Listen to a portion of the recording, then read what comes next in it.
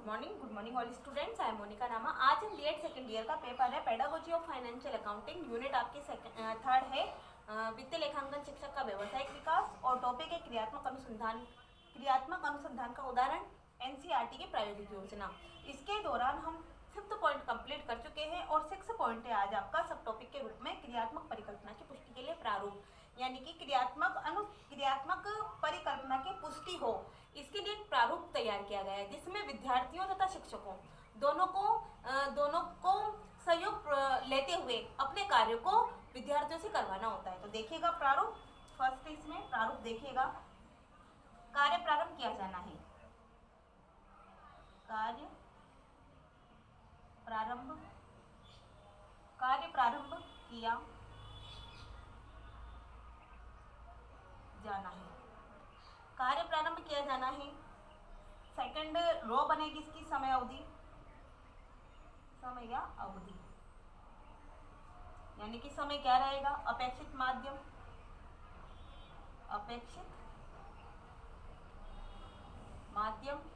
और फोर्थ है विधि, किस विधि से इसको करना है, किस विधि से इसका संचालन करना है, किस विधि का प्रयोग करते हुए इसको करना है।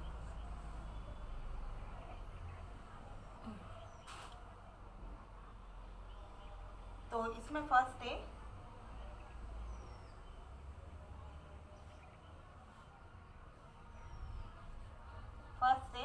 गृह कार्य को लिखित रूप में दिया जाना। फर्स्ट है गृह कार्य को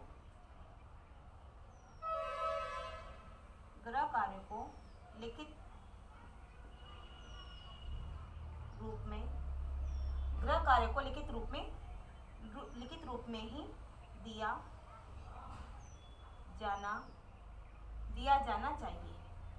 गृह कार्य को लिखित रूप में दिया जाना चाहिए तथा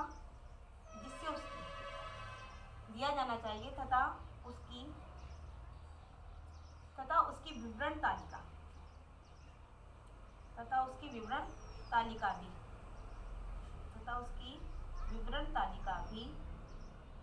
तालिका भी बनानी चाहिए। विवरण तालिका भी क्या करना चाहिए, बनानी चाहिए, जिसमें कितने समय अवधि कितने दिन की होनी चाहिए, 5 दिन समय अवधि होनी चाहिए, 5 दिन यानी 5 डेज की, 5 डेज की इसकी समय अवधि होनी चाहिए। और अपेक्षित माध्यम है, जैसे विभिन्न प्रकार की पुस्तकों, विभिन्न पुस्तकें इसका अपेक्षित माध्यम है। और विधि है, इसमें अध्यापक अपने सहयोगी शिक्षकों से परामर्श ले सकता है। अध्यापक अपने सहयोगी शिक्षकों से परामर्श ले सकता है।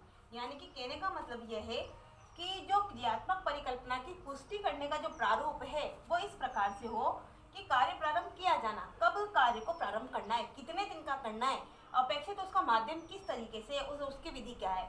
तो जैसे गृह कार्य को लिखित रूप में दिया जाना, सभी विद्यार्थियों को गृह कार्य लिखित रूप में दिया जाना और उसकी विवरण तालिका भी बनानी चाहिए। यानी कि जो गृह कार्य दिया गया है उसकी विवरण तालिका, जैसे कि इंडेक्स बनती है, उस इंडेक्स को बनाना कि कौन सा कार्य कब दिया गया, किस समय पे दिया गया, कितनी अवधि के लिए दिया गया और उसका डेट वाइज उसका विवरण होना। कितनी समय अवधि 5 दिन के लिए, यानी कि जो भी गृह कार्य दिया जाए उसकी विवरण तालिका हो, कितने दिन तक की, 5 दिन तक की। अपेक्षित माध्यम यानी विभिन्न पुस्तकों से उसका माध्यम ले सकते हैं। नेक्स्ट है इसमें विधि, अध्यापक अपने सहयोगी शिक्षकों से, यानी कि अपने शिक्षकों से अपने विद्यालय में सहयोगी शिक्षकों से वो परामर्श ले सकता है उस गृह कार्य के प्रति। नेक्स्ट है सेकंड, ये तो हुआ फर्स्ट। सेकंड है इसका, सेकंड विद्यार्थियों को प्रत्येक सप्ताह विद्यार्थियों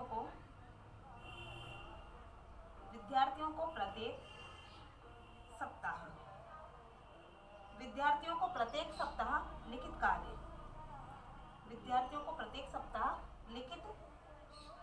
लिखित गृह कार्य लिखित गृह कार्य देना, यानी कि विद्यार्थियों को प्रत्येक सप्ताह लिखित गृह कार्य देना। अब इसमें 2 से 3 माह तक इसकी समय अवधि है, 2 से 3 माह, 2 से 3 माह इसकी समय अवधि है। और इसमें यह है कि जो विभिन्न विषयों के जो अध्यापक हैं वो अपने अपने विषय का स्वयं निर्णय ले सकते हैं, यानी कि सभी विषयों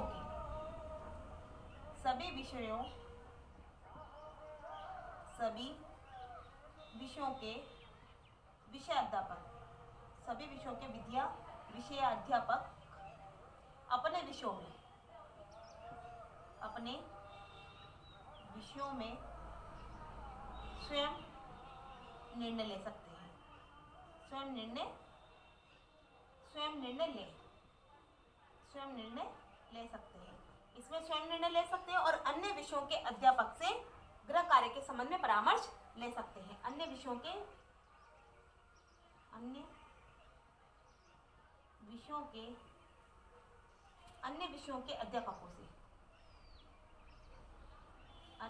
अध्यापकों से गृह कार्य के संबंध में परामर्श ले सकते हैं, सेकंड ये है इसमें कार्य का प्रारंभ किया जाना में कि विद्यार्थियों को प्रत्येक सप्ताह उनको गृह कार्य देना चाहिए और ऐसा रूटीन, ऐसा समय अवधि उनकी 2 से 3 माह तक की होनी चाहिए। और अपेक्षित माध्यम ये होना चाहिए कि सभी विषयों के जो विषय अध्यापक होते हैं वो अपने विषयों में स्वयं निर्णय ले और स्वयं निर्णय लेते हुए उन विद्यार्थियों को गृह कार्य दे जो कक्षा 8th लेवल के हो या 6th से 8th लेवल के हों। साथ में अन्य विषयों के अध्यापकों से गृह कार्य के संबंध में परामर्श ले सकते हैं, यानी कि अन्य विषयों के जो अध्यापक है उनसे भी वो परामर्श प्रदान कर सकते हैं, परामर्श ले सकते हैं। नेक्स्ट है थर्ड, देखिएगा इसमें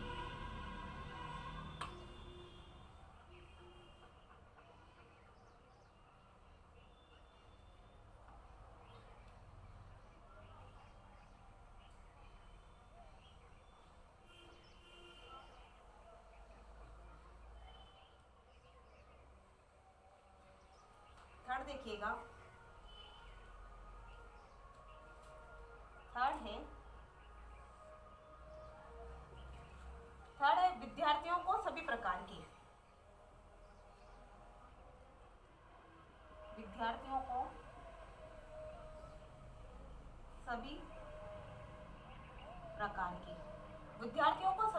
के कार्य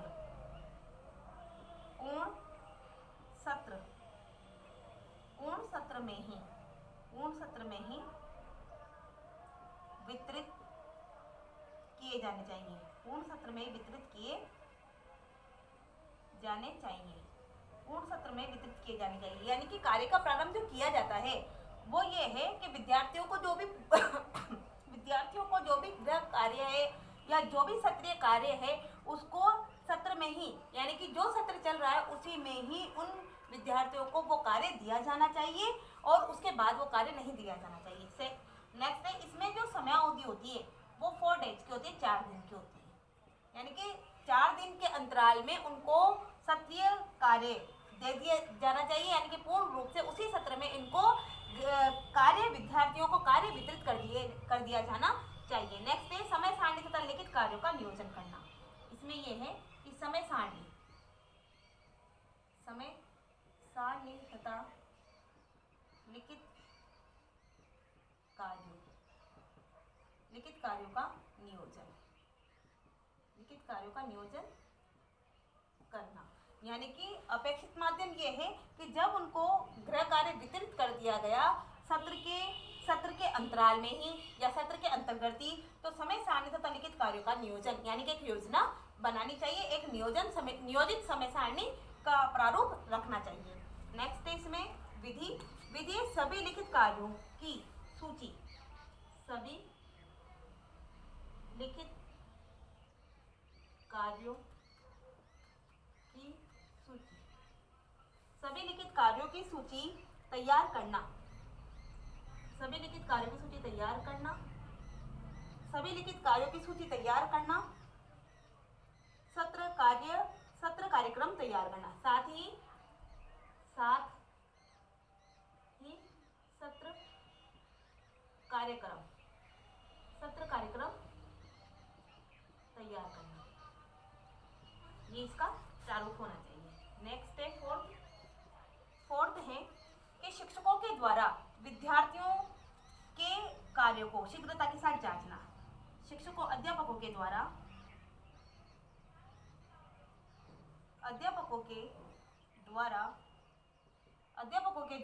विद्यार्थियों के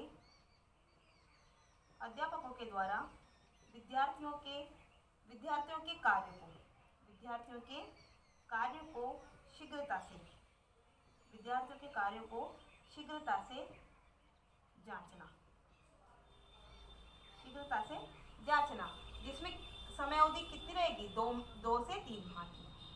2 से 3 माह इसकी समय अवधि रहेगी और इसमें किसी विशेष साधन की आवश्यकता नहीं होती है, यानी कि विशेष साधन की आवश्यकता नहीं, विशेष माध्यम की आवश्यकता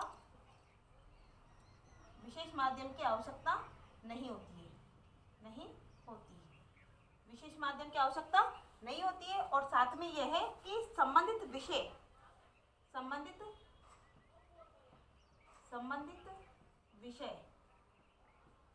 विषय योग्य विद्यार्थियों की सहायता ली है। संबंधित विषय पर, यानी कि संबंधित विषय में योग्य विद्यार्थियों की सहायता ली जा सकती